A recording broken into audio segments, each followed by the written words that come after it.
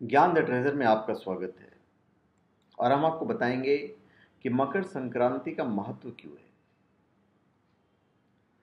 तमसो मां ज्योतिर्गमया, हे सूर्य, हमें भी अंधकार से प्रकाश की ओर ले चलो। हिंदू धर्म ने माह को दो भागों में बांटा है, कृष्ण पक्ष और शुक्ल पक्ष। इसी तरह वर्ष को भी दो भागों में बांट रखा है, पहला उत्तरायण और दूसरा दक्षिणायन। उक्त दो अयन को मिलाकर एक वर्ष होता है। मकर संक्रांति के दिन सूर्य पृथ्वी की परिक्रमा करने की दिशा बदलते हुए थोड़ा उत्तर की ओर ढलता जाता है, इसलिए इस काल को उत्तरायण कहते हैं।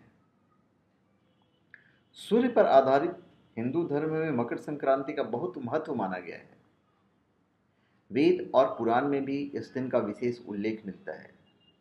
होली, दीपावली, दुर्गा उत्सव, शिवरात्रि और अन्य कई त्यौहार जहाँ विशेष कथा पर आधारित है, वहीं मकर संक्रांति खगोलीय घटना है, वैज्ञानिक घटना है, जिसे जड़ और चेतन की दशा और दिशा तय होती है।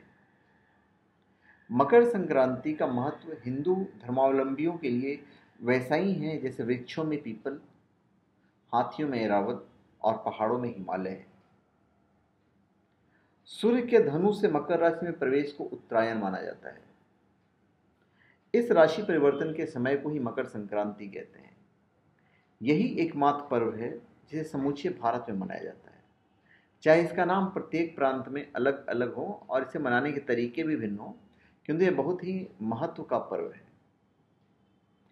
इस दिन से हमारी धरती एक नए वर्ष में और सूर्य एक नई गति में प्रवेश करता है। वैसे वैज्ञानिक कहते हैं कि 21 मार्च को धरती सूर्य का चक्कर पूर्ण कर लेती है, तो इस मान से नव वर्ष तभी मनाया जाना चाहिए। इसी 21 मार्च के आसपास ही विक्रम संवत का नव वर्ष शुरू होता है और गुड़ी पड़वा मनाया जाता है। किंतु 14 जनवरी ऐसा दिन है जबकि धरती पर अच्छे दिन की शुरुआत होती है। ऐसा इसलिए कि सूर्य दक्षिण की बजाय अब उत्तर को गमन करने लग जाता है। जब तक सूर्य पूर्व से दक्षिण की ओर गमन करता है, तब तक उसके किरणों का असर खराब माना जाता है, लेकिन जब वह पूर्व से उत्तर की ओर गमन करने लगता है, तब उसकी किरणें सेहत और शांति को बढ़ाती है। मकर संक्रांति के दिन ही पवित्र गंगा नदी का धरती पर अवतरण हुआ था। महाभारत में पितामह भीष्म ने सूर्य के उत्तरायण होने पर स्वेच्छा से शरीर का परित्याग किया था। कारण के उत्तरायण में देह छोड़ने वाली आत्माएं या तो कुछ काल के लिए देवलोक में चली जाती है या पुनः जन्म के चक्र से उन्हें छुटकारा मिल जाता है। दक्षिणायन में देह छोड़ने वाले बहुत काल तक आत्मा का अंधकार का सामना करते हैं। सब कुछ प्रकृति के नियम के तहत है, इसलिए सभी कुछ प्रकृति से बंधा हुआ है। पौधा प्रकाश में अच्छे से खिलता है, अंधकार में सिकुड़ जाता है। इसलिए मृत्यु हो तो प्रकाश में हो, ताकि साफ सफाई दिखाई दे। हमारी गति और स्थिति क्या है, क्या हम इसमें सुधार कर सकते हैं, क्या हमारे लिए उपयुक्त चयन का मौका है।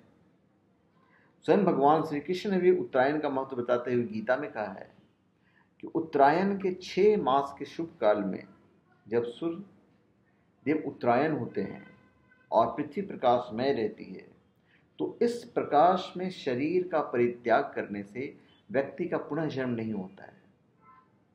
ऐसे लोग ब्रह्म को प्राप्त हैं। इसके विपरीत सूर्य के दक्षिणायन होने पर पृथ्वी अंधकारमय होती है और इस अंधकार में शरीर त्याग करने पर पुनः जन्म लेना पड़ता है।